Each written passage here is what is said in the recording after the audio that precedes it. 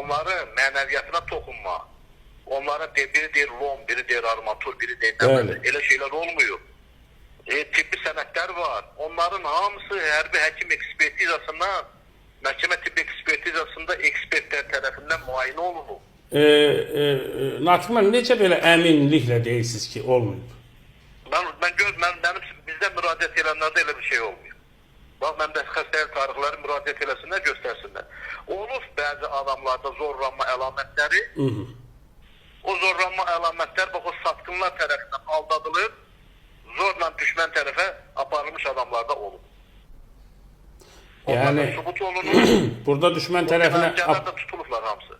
Düşmən tərəfinə aparılmış adamlar mı olub?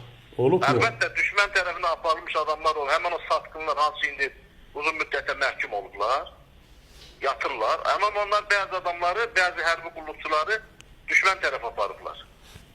Və onlar da orada düşmən tərəfindən təcavüzə məruz qalıblar.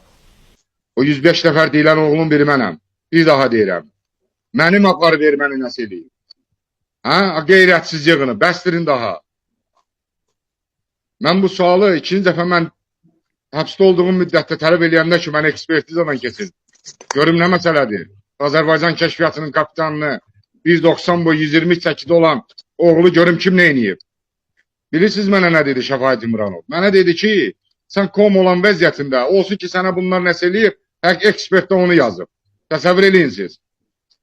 Bunlar nədən danışır? Bunlar nə danışır? Nə demək istəyir bunlar bəmənləri ilə, bu işləri ilə? Mən başa düşmürəm.